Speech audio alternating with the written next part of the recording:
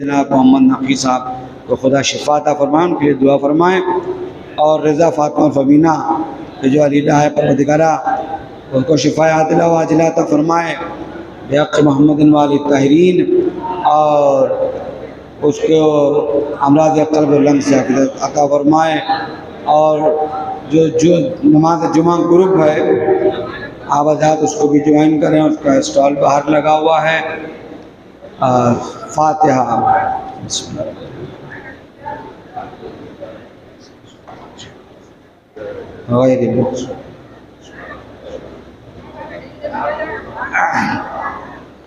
औज़ु बिल्लाहि मिनश शैतानिर रजीम। बिस्मिल्लाहिर रहमानिर रहीम। अल्हम्दुलिल्लाहि रब्बिल आलमीन वस्सलातु वस्सलामु अला सय्यदिल अंबिया वल मुरसलीन सय्यदना व मौलाना व मुक़्तदाना व बिल क़ासिम मुहम्मद ख़ातमिन नबीय्यीन व आलिहि तय्यबीन अत्ताहिरीन अल-मासूमीन। अम्मा बअद। क़ाल रसूलुल्लाहि सल्लल्लाहु अलैहि व आलिहि वसल्लम अव्वलुना मुहम्मद औसतुना मुहम्मद आखिरुना मुहम्मद व कुल्लुना मुहम्मद। बरादरान अज़ीज़, आशिक़ान आले मोहम्मद अलैहिस्सलाम,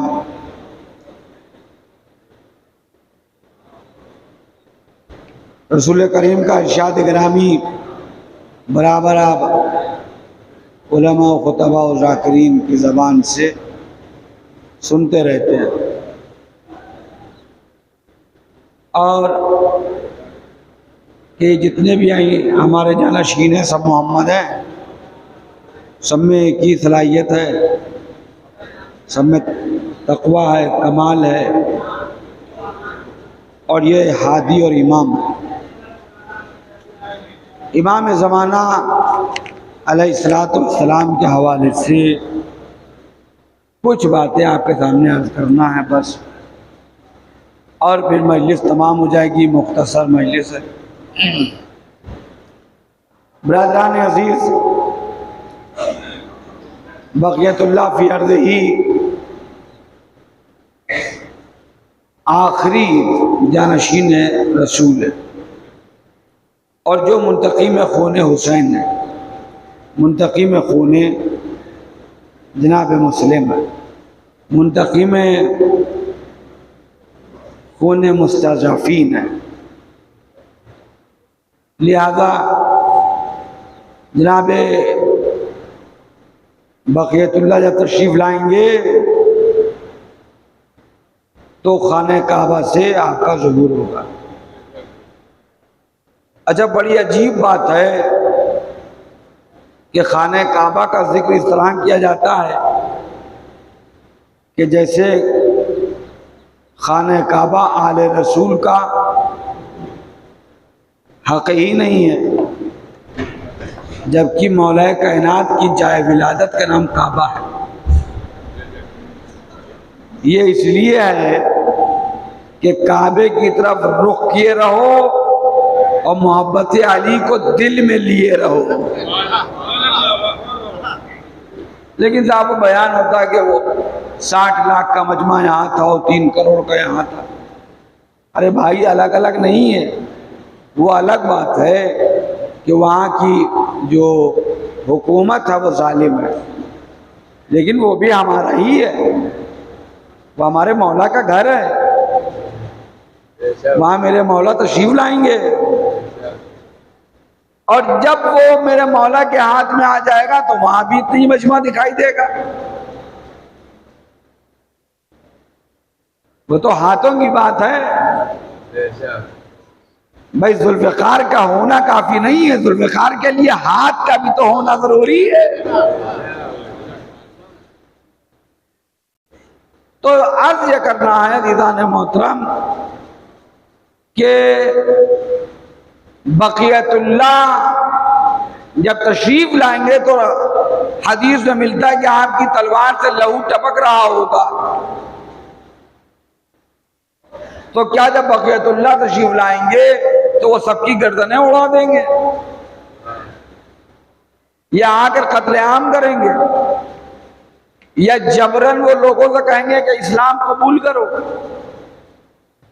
भाई कुरान और सीरत नबी के खिलाफ मेरे किसी भी इमाम ने काम नहीं किया तो बक़ियतुल्लाह कैसे करेंगे? जब कुरान ये कह चुका कि ला इकराह फिद्दीन, दीन में जबर नहीं है, तो बक़ियतुल्लाह किसी के सीने में तलवार रख करके तो ईमान कबूल नहीं करवाएंगे और ना वो बेगुनाह को कत्ल करेंगे। और बक़ियतुल्लाह की जो हुकूमत होगी वो पूरी दुनिया पर होगी, सारे बॉर्डर्स गिर जाएंगे, चाहे वो किसी जबान का हो, किसी रीजन का हो, किसी कल्चर का हो, किसी सकाफत का हो, मगर वो बक़ियतुल्लाह की हुकूमत के ज़ेरे तसल्लुत होगा। बक़ियतुल्लाह किसी से जबरन जो है वो इस्लाम कबूल नहीं करवाएंगे, लेकिन बक़ियतुल्लाह के कलाम का रोब व जलाल और जबान की शिरीनी और वजूद की हैबत और अज़मत इलाहिया की तजल्लियां ऐसी वजूद से जाहिर हो रही होंगी कि देखने वाले देखेंगे और वो तजल्लियों में कुव्वत जाज़बियत होगी कि यहूदी मुसलमान हो जाएंगे, ईसाई मुसलमान होने लगेंगे, उनको हक सामने दिखाई देने लगेगा। ये मैं कहां खड़ा हुआ था? हक तो ये है, ये ऐसा ही है जैसे इमाम मूसा काज़िम अलैहिस्सलाम के कैद खाने में जब एक फाहिशा को भेजा है तो वो सजदे में गिर गई और फिर बादशाह ने बुलाया कि ये तूने क्या किया? मैंने तो तुझे अपना मकसद समझाया था, तू उनके मकसद पर लग गई। कि हारून कैसी बातें कर रहा है? वहीं जा करके तो हमें मालूम हुआ कि हम जिस रास्ते पर थे वो बातिल था, हक तो वही है जो कैद खाने में मुक़य्यद है, वो हक है। आंखें खुल गई मेरी उसी तरीके से बक़ियतुल्लाह के रोब जलाल और अज़मत की तजल्लियों को देख करके इतनी कशिश होगी और आपके कलाम की शिरीनी ऐसी होगी कि लोग मुतवज्जो होकर के सुनेंगे, उसी तरह सुनेंगे जिस तरह रवायत में मिलता है कि जब अहले जन्नत हिसाब किताब हो गया, इमाम हुसैन अलैहिस्सलाम मोमिनीन किराम और मुहिब्बान अहले बैत के दरमियान आएंगे तो सब देख करके खुश हो जाएंगे कि मेरा मौला आ गया, और सब मेरे मौला को अपने गिर्द लेकर के नशिस्त करेंगे। अब रवायत मिलती है कि चारों तरफ मुहिब्बान अहले बैत का मजमा होगा और मेरा मौला हुसैन बीच में बैठे हुए मुस्कुरा मुस्कुरा कर चारों तरफ निगाहें घुमा करके अपने मोहिब्बों से गुफ्तगू कर रहे होंगे और तमाम मुहिब्बान अहले बैत मौला हुसैन की गुफ्तगू को सुनने में इतना महोह हो जाएंगे कि फरिश्ते आ करके कहेंगे, ए मोमिनो, खास तुम्हारा इंतजार कर रहा है, लेकिन कलाम हुसैन की जाज़बियत ऐसी होगी कि वो उधर ध्यान भी नहीं देंगे, हुसैन को सुनते रहेंगे।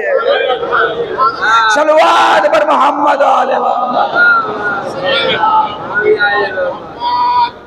ऐसी जाज़बियत और कशिश कि लोग कसरों में नहीं जाएंगे, मेरा मौला मेरे हुसैन सामने है, देख रहे, वही हाल बक़ियतुल्लाह का होगा। अब जो बात मुझे आपके खिदमत में अर्ज करना है वो ये कि हम लोगों के जहनों में ये बात बैठी हुई है कि भाई हमारे अंबिया, हमारे आइम्मा सब साहिब एजाज थे, और यकीनन थे, इसमें कोई दो राय नहीं है। लेकिन उन्होंने मौजज़ा दिखाने से परहेज किया है, चाहे वो नबी हो या इमाम हो, इसलिए कि मौजज़ा दिखा देने के बाद अगर कोई ईमान नहीं लाता है तो हलाकत शर्त है। लिहाजा जितनी भी अंबिया की उम्मतों पर अजाब आए हैं, उनमें वो उम्मतें जिन्होंने मौजज़ा देखने के लिए कहा और देख करके भी ईमान न लाई, तो उनमें से एक भी ना बचा। इसीलिए अंबिया मौजज़ा जल्दी नहीं दिखाते थे, ये उम्मत तो समझती नहीं थी। वो तो समझ रही है करिश्मा है, हम देखेंगे, या ऐसी बात कहो कि जिसे ये कर ना सके।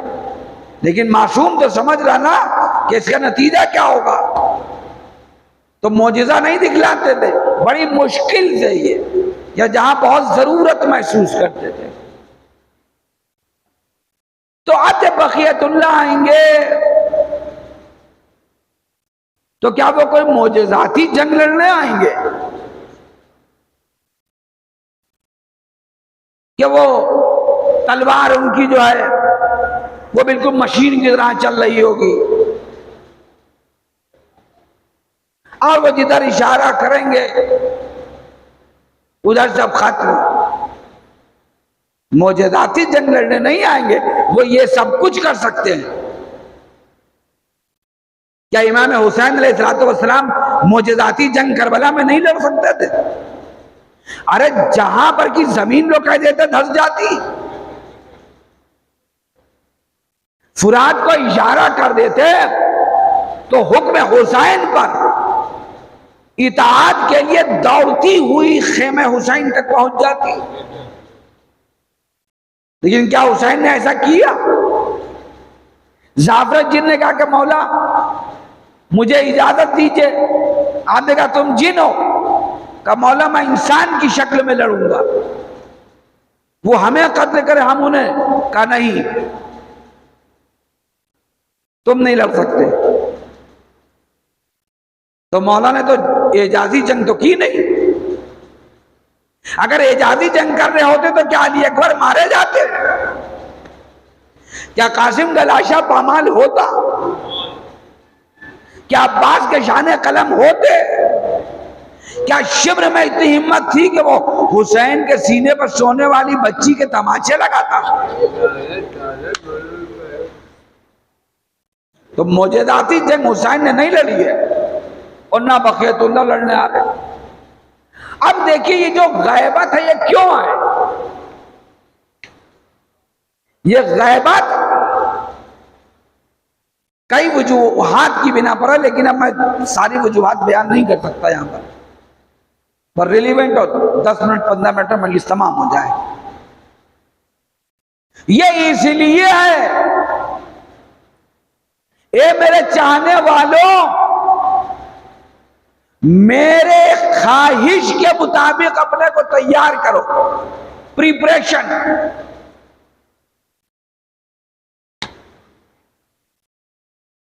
प्रिपरेशन करो, फकत इंतजार नहीं। Waiting with preparation. कैसा प्रिपरेशन? दो तरीके का, फौजी प्रिपरेशन, ज़हनी प्रिपरेशन। ज़हनी क्या है? बक़ियतुल्लाह के साथ लड़ने वाले गुनहगार नहीं होंगे, मालिके अश्तर जैसे होंगे, जो शजाअत रखते हुए और चीफ कमांडर आर्मी होते हुए एक बाजारू इंसान के गुठली फेंकने पर, ईंटा फेंकने पर वो उसकी मग़फ़िरत की दुआ करने चले जाएं। इतना अपने नफ्स पर कंट्रोल। ऐसे शजा तज़किया नफ्स करो, पाक ग़िज़ा खाओ, खून में पाकीज़गी रहे, फिक्र बिल्कुल पायस, पार्टी तुम्हारा जिंदगी का हिस्सा बन जाए। तुम्हारे हाथ पैरों से, जबान से किसी को तकलीफ ना होने पाए। तुम लोगों की तकलीफों को दूर करने वाले बन जाओ, तकलीफ पहुंचाने वाले नहीं। भाई यहीं पर डिफरेंस है टेररिज्म में और मुजाहिदाना किरदार में। जहां अपने नफ्स को राहत पहुंचाने के लिए दूसरों का खून बहा दिया जाए उसे टेररिज्म कहते हैं, और जहां दूसरों के लहू को बचाने के लिए अपनी कुर्बानी पेश कर दी जाए उसे शजाओ मुजाहिद कहते हैं। अपने नफ्स को पूरी तरह तैयार करो। दूसरी चीज यह है कि फौजी प्रिपरेशन। फौजी प्रिपरेशन क्या है? यह नहीं कहा जा रहा कि आप हथियार लेकर के सड़कों पर घूमिए ना।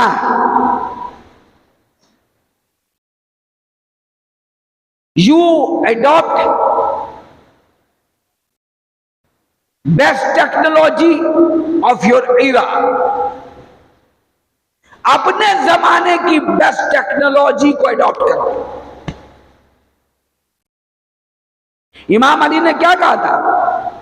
बच्चों को अपने जमाने के एतबार से ना पालना, वो आने वाले जमाने की अमानत है। लिहाजा उनकी परवरिश और उनकी तालीम आगे आने वाले जमाने के मुताबिक करो। ये नहीं कि हम मेरे वालिद ये करते तो हम यही करेंगे।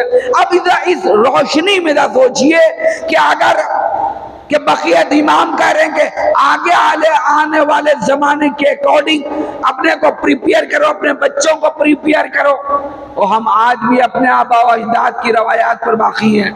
हमारे 200 साल पुरानी रवायत चली आ रही है कि हमारे यहाँ खीर बनदर होती थी। अब हालात बिगड़ गए हैं, लेकिन खीर ही बनेगी चाहे कर्ज लेना पड़ जाए। अरे ये वालिदैन का कोई दीन थोड़ी है, ये तो खुदा का दीन है, खुदा का दीन है। अब एजुकेशन के ऊपर अगर फोकस किया जा रहा है और जरूरत इस जमाने की एजुकेशन है, तो अब खर्च बच्चों की तालीम पर करो। अगर 50,000 रुपया नाम हुसैन पर लगा रहे हो तो वही रुपया 50,000 में आप 10,000 रुपए का तबर्रुक मंगाइए, बांटिए, कौन कह रहा ना खिलाइए। लेकिन 40,000, 30,000, 20,000 किसी यतीम बच्चे की एजुकेशन के ऊपर भी लगाइए, ताकि वो आगे चल करके इमाम जमाना का वेल एजुकेटेड सोल्जर बन सके, जिसका मौला मदीनतुल इल्म हो, उसके चाहने वाले जाहिल हो। नहीं, एजुकेशन के ऊपर फोकस करो। डॉक्टर कल्बे सादिक साहब कहते थे अक्सर, भूखे रह जाओ, चटनी से रोटी खाओ, पढ़ाओ। आज देखिए वही जमाना आ गया।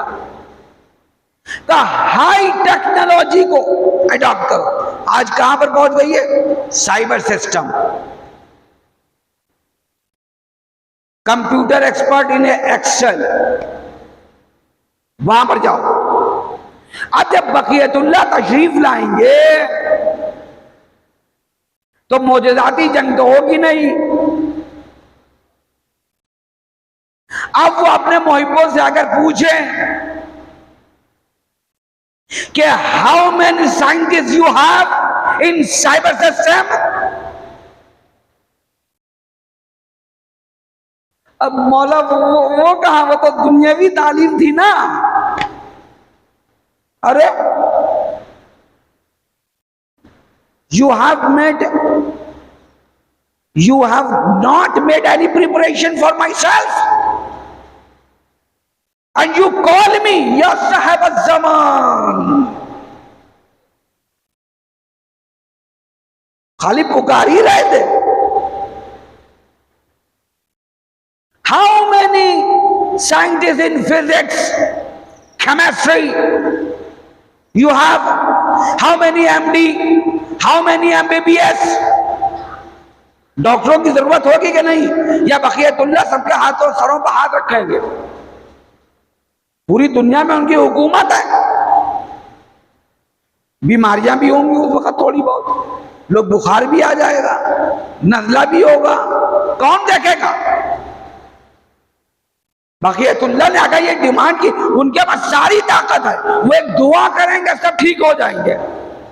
लेकिन उन्होंने कहा कि तुम प्रिपरेशन करो, हम जब तुम्हें बुलाएं तो तुम आओ हमारी जरूरत के वक्त। How many cardiologist you have? अगर हार्ट अटैक हो गया तो कौन देखेगा? इमाम जमाना को डेवलपमेंट भी तो करना है, बड़े बड़े हॉस्पिटल्स, बड़ी जमीनों के ऊपर फसलें उगेंगी, जमीन खदानें उगलेगी, बड़े बड़े एजुकेशन सिस्टम इस्टैब्लिश किए जाएंगे। Masters you have, sociologist how many professors you have? नहीं वाला माला, हम लोग के हर घर के हर दूसरे घर में एक मौलवी है, सबने मौलवी बना लिया। अगर बखियतुल्लाह कह दे, क्या कुरान ने नहीं कहा था कि तुम में से बस एक जमात जाए जो अहकामो फिक़्ह उसूल की तालीम हासिल करके वापस आए और अपनी बस्तियों वालों को तालीम दे? तुम सब चले गए उधर ही। कुरान तो कह रहा है कि तुम में से कौम जाएगी, वो इतने सफिशिएंट नहीं है। तुम्हारे मोहल्ले में कितने मौलवी थे? 3 मौलवी काफी नहीं थे, सब बन गए। MBBS नहीं है, कोई नहीं। जजेस, लॉ स्कॉलर्स,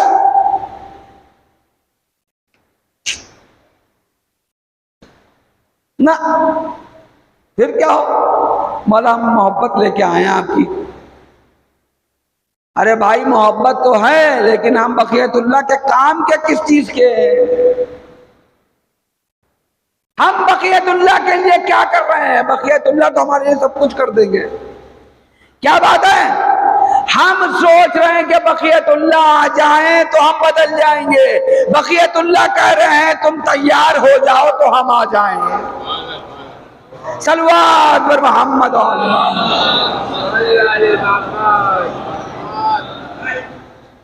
है ना। हाई टेक्नोलॉजी का मतलब है मिलिट्री साइंस। मिलिट्री साइंस में जाओ। हमको कल जरूरत होगी, उस जमाने की टेक्नोलॉजी और ज्यादा डेवलप हो चुकी होगी। दुश्मन से जब मुकाबला करेंगे तो हमें तुम्हारी जरूरत पड़ेगी कि सिस्टम को एस्टैब्लिश करो। मौला आप ही कीजिए, आप ही खेमे नस्ब कीजिए, आप ही पानी लाइए, आप ही जो है वो तलवार चलाइए। और मौला हम लोग बैठे हैं, हम लोग यहाँ से जो है वो तारीफ करेंगे मौला। यदि अहले कूफा थे, उन्होंने कहा कि जब मौला पुकार रहे थे, हाल मिन्ना सर, है कोई मेरा मददगार? जब लुटा हुआ कारवा कूफे पहुंचा तो सब रो रहे थे हारे मार मार कर। सैयद सज्जाद ने कहा, अरे ये तो इस तरह रो रहे हैं, तो फिर आखिर मेरे बाबा का कातिल कौन है? ये तो सभी रो रहे हैं। जब पुकार रहे थे तो नहीं आए, जब मेरा बाबा, मेरे भाई, मेरा चचा सब मार दिए गए तो अब आंसू बहा रहे हो खाली। मैदान अमल में आओ, मिलिट्री साइंस जाओ, सिखाओ अपने बच्चों को, ये ताकि वे इमाम ज़माना के जबरदस्त सिपाही बन सके, आलिम।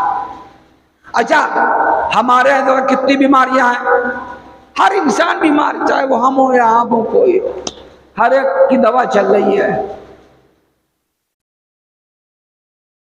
मुहर्रम आ रहा कहीं या तीजे चालीसे की मजलिसें, इमाम ने कहीं कहा है कि खूब खाओ।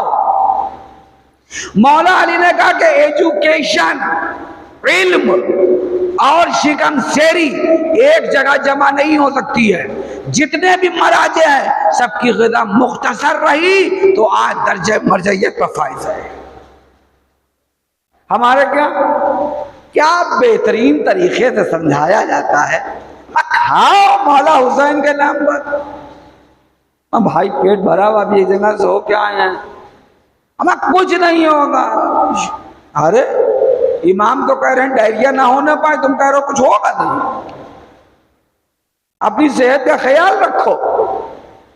इमाम कह रहे हैं अपनी सेहत का ख्याल रखो, इसलिए कि इस सेहत की हमें जरूरत है और दूसरी अल्लाह की अमानत है सेहत। यानी अल्लाह का हमने सेहतमंद तुम्हें पैदा किया तो तुम अपनी सेहतों को बाकी रखना, हमने उसको बीमार करके खयानत कर ली है। खाओ खाओ खाओ मौला हुसैन नाम पे। अब ये सब बातें बड़ी कड़वी है यार, हर आदमी नहीं पढ़ेगा,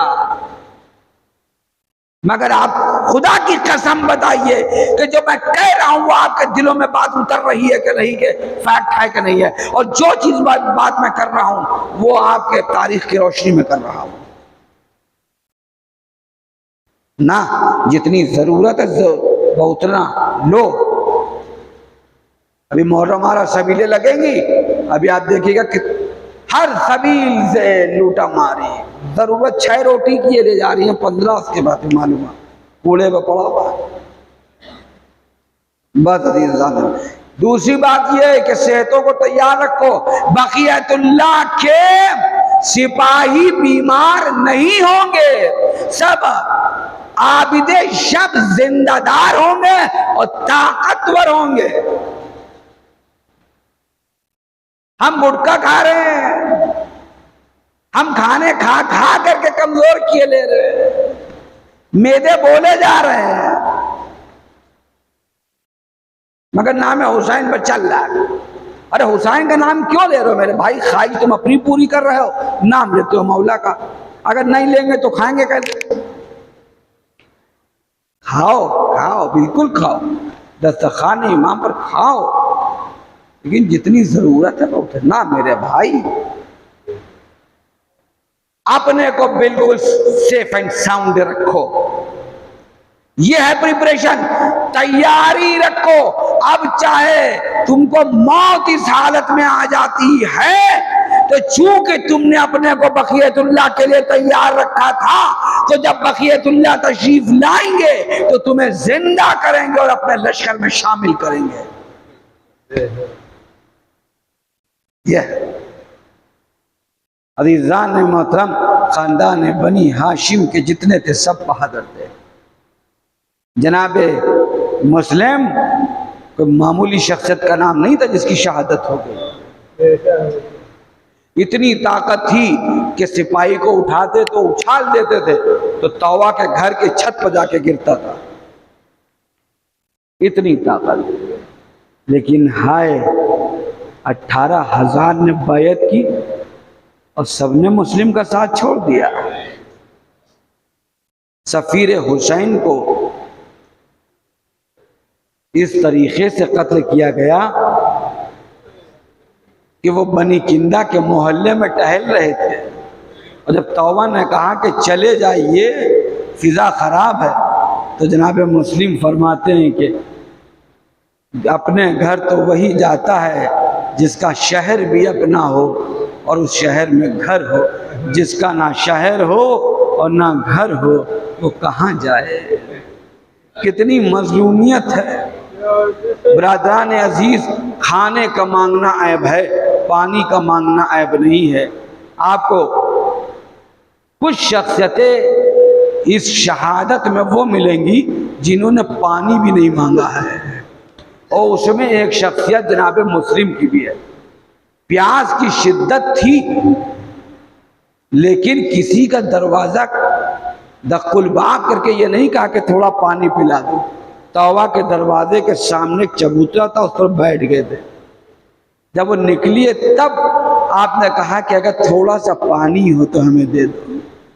बस मैं कहता हूं ए मुस्लिम, आखिरी वक्त पर तो आपको पानी नहीं मिला, लेकिन यहाँ तौबा किया तो पानी मिल गया।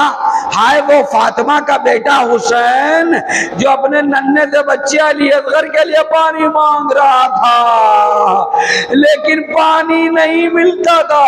हुसैन कह रहे थे बच्चे की खता क्या है, इसकी माँ का दूध खुश्क हो चुका है। अदादारो हुसैन एक तल्ले पर लिए हुए अली असगर को पानी मांग रहे हैं। एक मरतबा शोर गिरिया बुलंद होना शुरू होता है। खुद लश्कर पिसर साथ में पिसर साथ कहता है उर्मिला क्या देख रहा है, इस कलाम हुसैन, हुसैन के कलाम को अदा कर दे। बैठने मरतबा चिल्ले कमान में तीर जोड़ा, चाहता है कि छोड़ू, हाथ काबा, तीर गिर गया, 3 मरतबा गिर गया। पिसर साथ कहता है कि उर्मिला ये आखिर तुझे हुआ क्या है, तू हमारे लश्कर का सबसे बहादुर तीरंदाज है। कहा कि पिसर साथ जो मैं देख रहा हूं वो तू नहीं देख रहा। ए पिसर साथ जब भी मैं चिल्ले कमान में तीर चलाता हूं तो मैं देखता हूं एक शख्सियत है जो सामने आकर खड़ी हो जाती है। वो कहती है उर्मिला अरे बच्चे का सिर देख, इस तीर का वज़्न देख। एक मर्तबा तीर कड़का, हुसैन का बाजू छिता हुआ, काश अली असगर कत्ल हो गए।